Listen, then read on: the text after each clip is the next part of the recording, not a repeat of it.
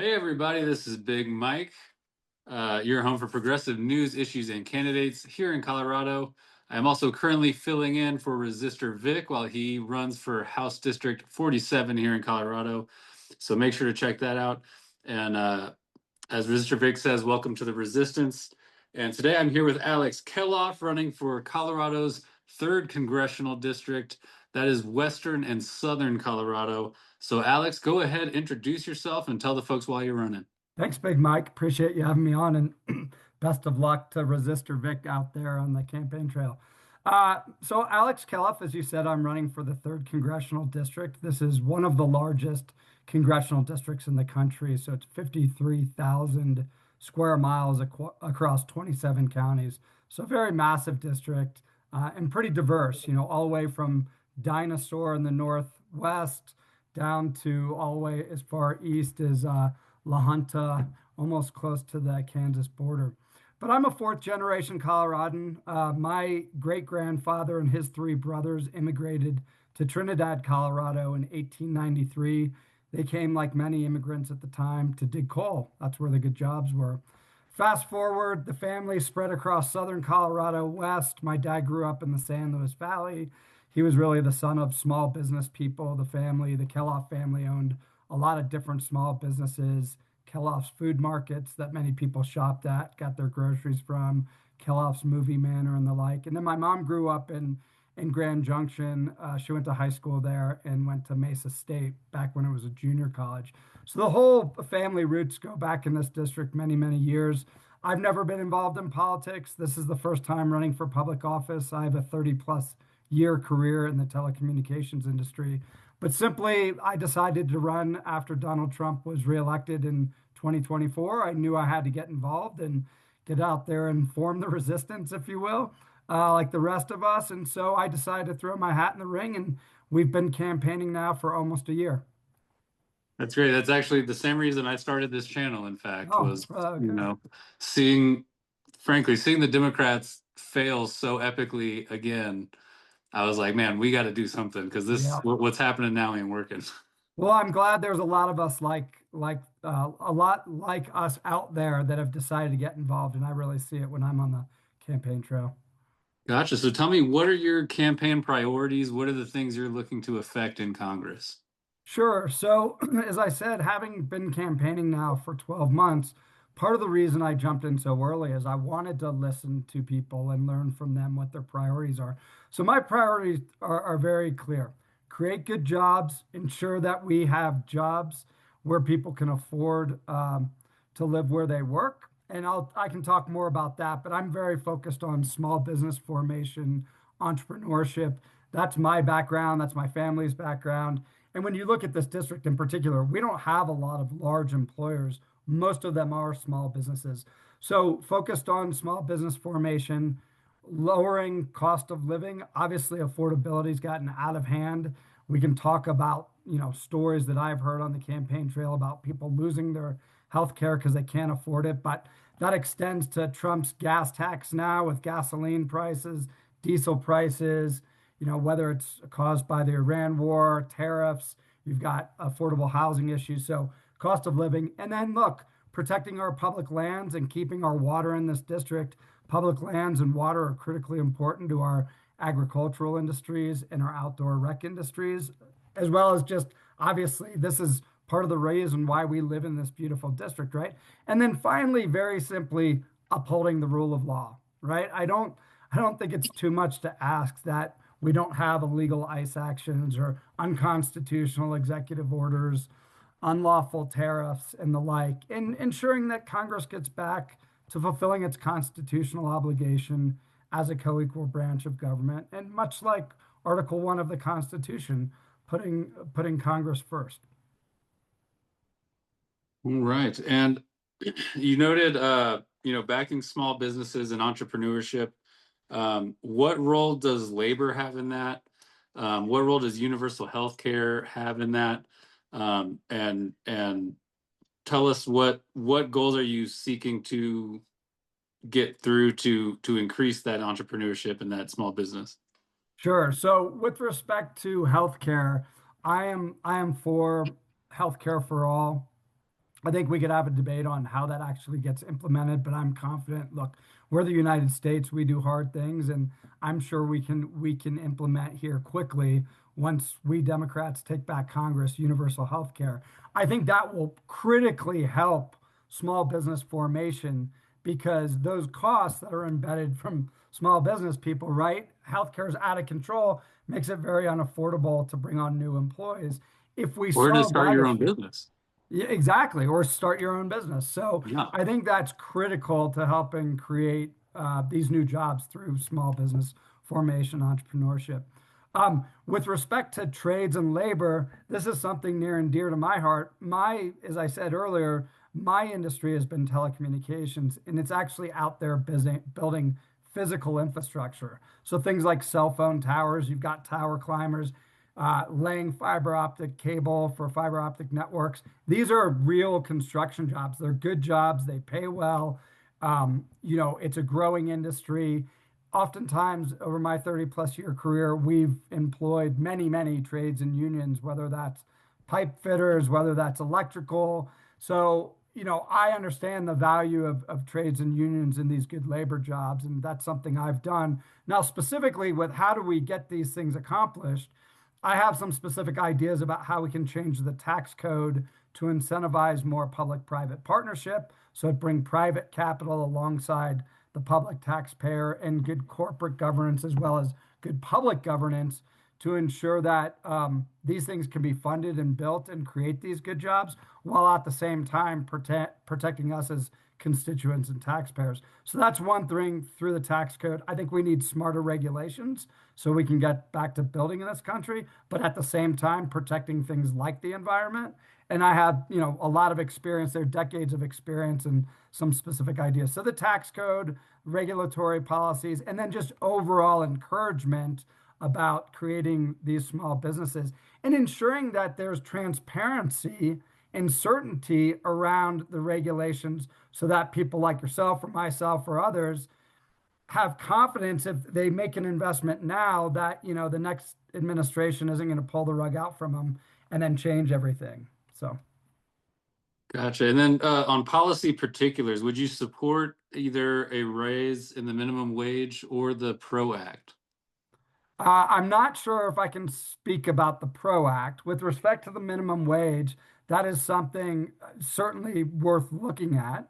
I do think we need obviously a living wage, and that's certainly part of the solution. I also think, like we talked earlier, it's also a cost of living and affordability issue. So I want to focus on both things, make sure people have a living wage so that they can pursue the American dream. And again, afford to live where they work, but that also has to do with cost of living and driving down costs and repealing things like these illegal tariffs, which the Supreme Court has ruled unconstitutional, or stopping the Iran war so that gas prices come down. So I think it's a multifaceted solution that we need to address to make sure people earn and can afford to live where they work.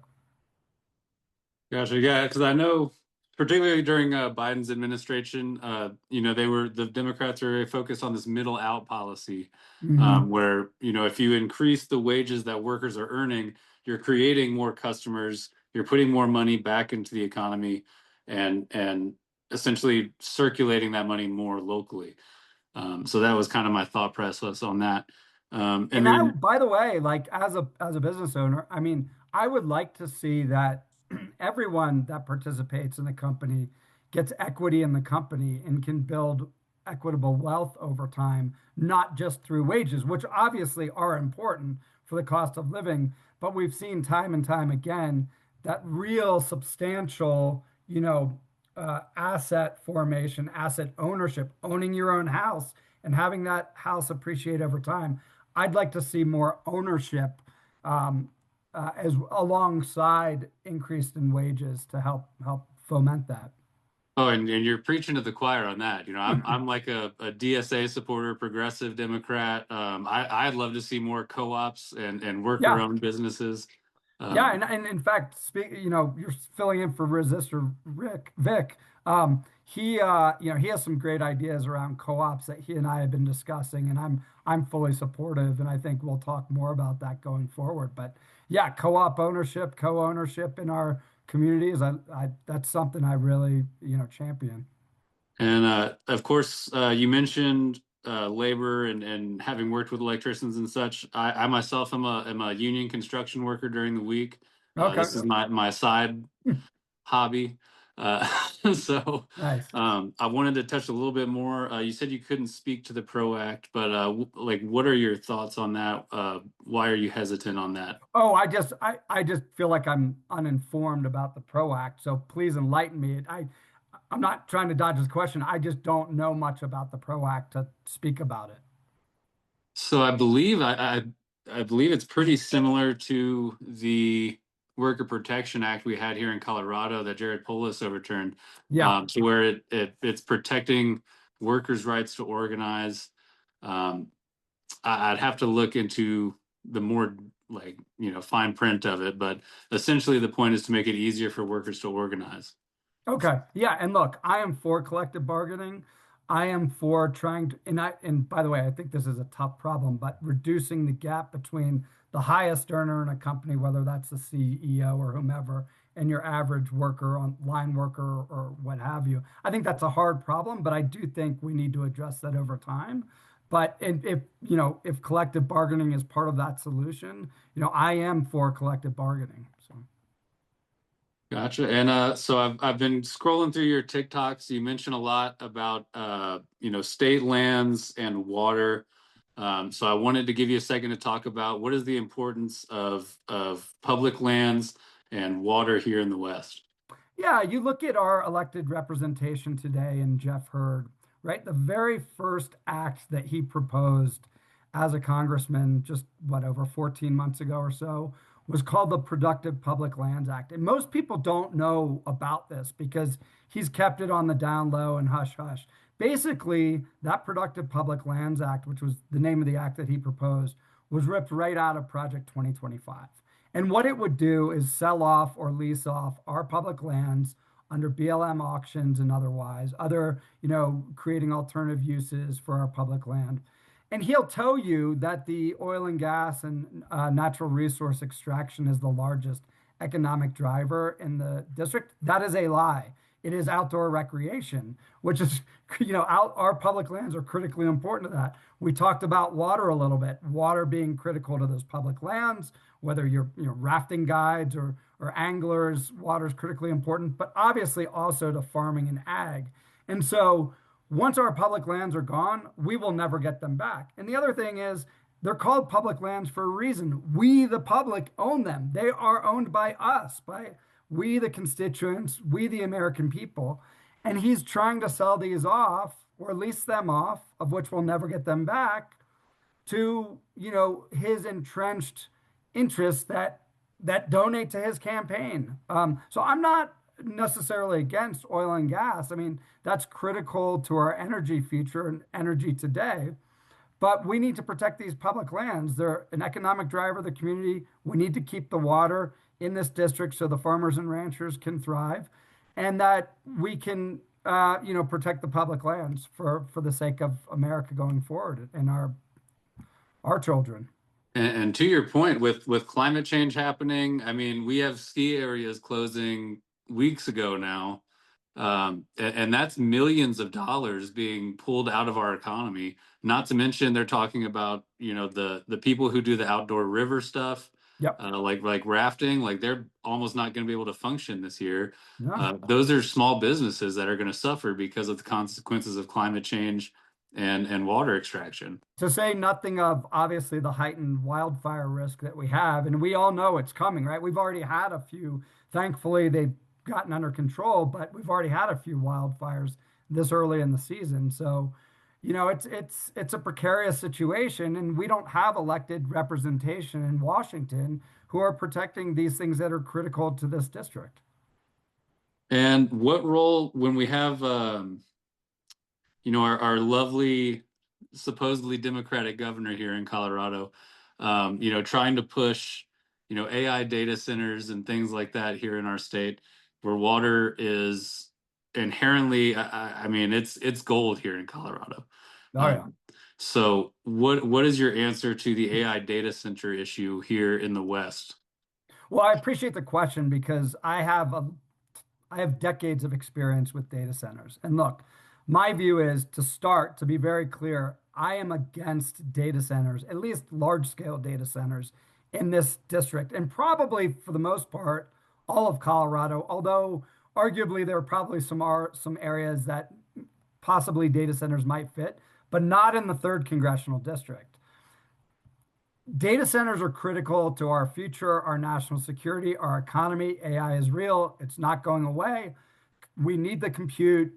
But the issue is that it'll building a data center will create good jobs for a matter of weeks, and then those jobs go away because the data center is developed and they don't require very many personnel to operate them on an ongoing basis. Yes, there's an argument that some talk about that you could get the property tax revenue, but I don't believe the property tax revenue would offset the downsides of having these large data centers in the district because of the water consumption and other potential pollution they create, potentially through diesel generators, et cetera. Having said all that, as I said, data centers are critical to our future, our national security. And there are areas geographically where it makes more sense to build data centers. So, for example, when you look at more temperate climates that have cold ambient air temperatures year round, you can cool these data centers without using much water or maybe even any water. You can generate electricity from clean power sources like geothermal or hydro. So I am not against data centers, but I am against data centers in this district. So you mentioned you have experience. That's actually very interesting, and I do have a question for you. Sure. Is there a geographic reason to build them here in Colorado? Do we like, or can we build them, say, in Louisiana or Seattle or Canada, somewhere where they're easier to get water or cool off? Do they Yeah. have to be here? Is there a No. geographic They do reason? not. No, what you find like in any real estate development is someone may own a piece of land here and they were sitting on that piece of land and thinking over time, like, do I build housing here? Do I farm it? Do I ranch it? Oh my God, there's these things called data centers now. I'm just gonna go pitch, like I'll build a data center here because I own a big tract of land that was cheap and I think I can get access to water. I think I can get access to utility power. I think I can get access to the telecommunications infrastructure. So, no, there is no reason in particular in the district. Again, like there are some arguments maybe around like Colorado Springs, where there's a density of telecommunications fiber there already. You have Space Command there, et cetera. That's out of the district, but there is no reason, no inherent reason why it would make sense to build a data center in Colorado's third. Gotcha. All right, and I do want to get into some news items here. Obviously, we are at war with Iran, whether the Trump administration wants to call it that or not. But what are your opinions on this war and Trump's actions so far? Is it illegal? What are your thoughts? So one, it's a war of choice. He decided to go to war.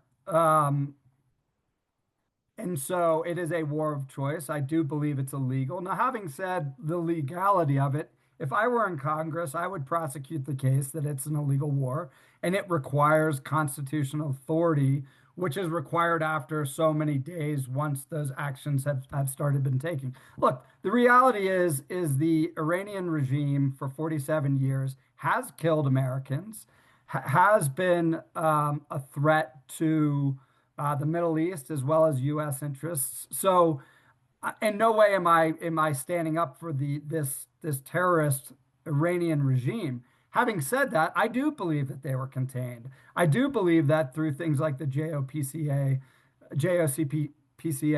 that we had contained them. Yes, were they developing nuclear technology? Yeah, was some of it illegal? Maybe, I'm not quite sure, but clearly we had contained them and they weren't on their way to making a bomb imminently. And even the intelligence estimates all concluded that, even under this administration. So this is a war of choice. It's it, you know, it, I don't mean to make light of it when I say it makes me laugh, but you hear about all the Republicans saying about the incompetent pullout of Afghanistan by Biden and the tragic death of some of our soldiers there.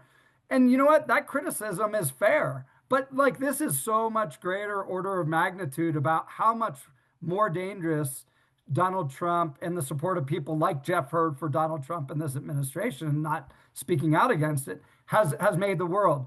Xi Jinping in China has told his military to prepare to invade Taiwan by 2027. Well, we're not very far from 2027, and he sees how tied up we are and incompetent we are in terms of trying to achieve whatever goals he's trying to achieve in Iran. So I respect our military. They've done a hell of a job to degrade Iran's capability, and so credit goes to them for that. But this is an illegal war, and it's not clear how we're going to exit from it. And you just saw just this morning, hot off the press, that the negotiations with Iran have failed. Thanks, JD Vance. I mean, clearly you're a great negotiator. And now we're going to be blocking. We're saying we're going to block the Strait of Hormuz. So this is That a terrible that's situation. I'm like, wait, so now we're blocking the strait? Yeah, Like I don't now we understand that. are. What is the thought process here? So it's just, look, it couldn't be more inept. I've never seen an administration that's more incompetent than this one. And it is not a good situation globally.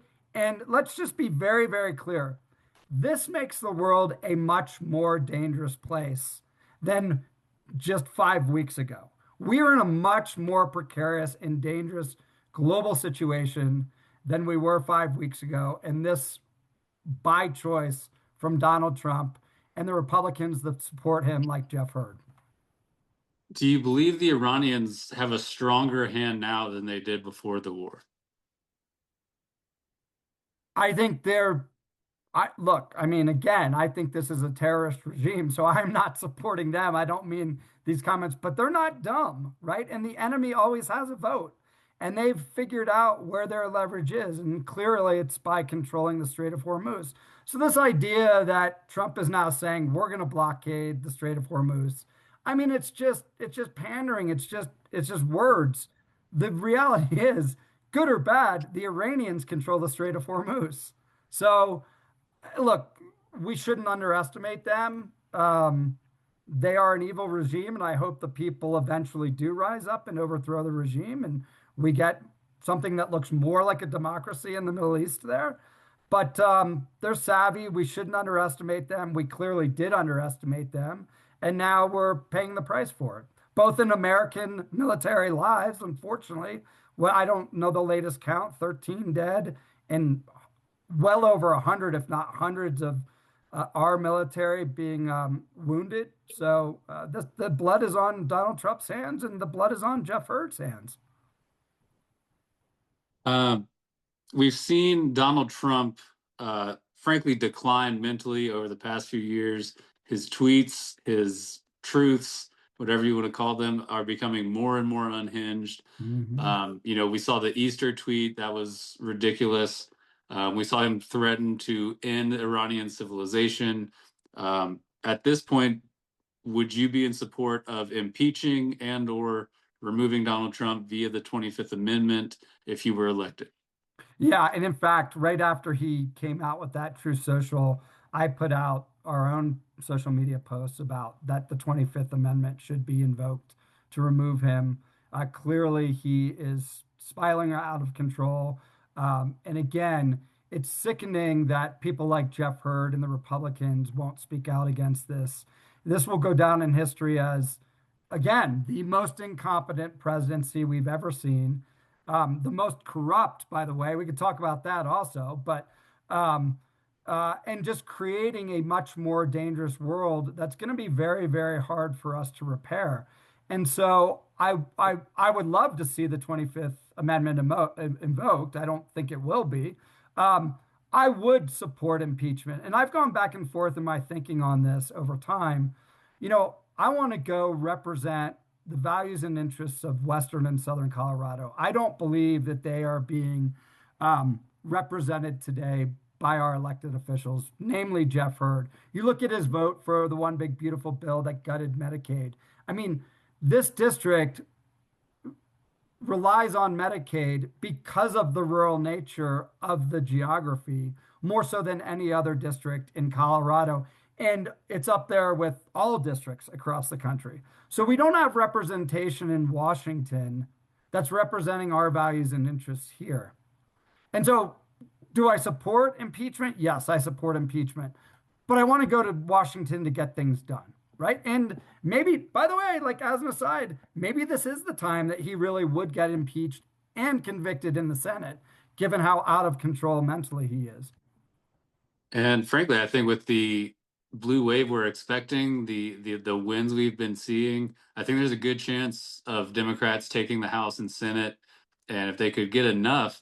Now, my issue, I guess, with the 25th Amendment is I think it's actually even harder than impeachment. Yeah, I think it would be. It would require, JD Vance to go to Congress, which I don't ever see happening. But impeachment, I could definitely see if Democrats take the House and the Senate, which is why I wanted to see your opinion on that. Well, I will say one thing, and this Uh-oh. message to JD Vance. If you ever want to become president, JD, now's the time to do it by invoking the 25th and getting the cabinet around you. That's fair. Yeah, yeah, we could appeal to his ambitious side, I suppose. Exactly. And then he can run off in, the elections in 2028 and take his chances. I don't think he has a very good chance to win, but anyway. Gotcha. And then, so Israel has been acting more and more of a rogue state. They've now invaded southern Lebanon. They're attacking Beirut. Obviously we have the situation in Gaza. Many call it genocide. Um, and frankly, it's appearing more and more that they've dragged us into the war with Iran so that they can kind of cement themselves as the hegemon in the Middle East. Um, what is your view on Israel? Do you view the Gaza war as a genocide? Now that they're going to Lebanon, this is clearly not a defensive maneuver. So, kind of give me your thoughts on Israel, and would you support stopping support and weapons to Israel? So I've worked in the Middle East. I've worked in Israel. I've worked in Saudi Arabia and elsewhere. I have many, many Israeli friends, and I support Israel. I support Israel as a Middle Eastern democracy and a beacon of hope for the people worldwide. Um, it's I look, I view Netanyahu similar to Trump. I mean, he is bad for his country just as Donald Trump is bad for our country. That doesn't take away my support for Israel or the Israeli people. So I think the actions that they've taken are hurting the near, mid, and long-term interests of Israel. And I think that's the problem. I think Netanyahu and his government is the problem, not the Israeli state.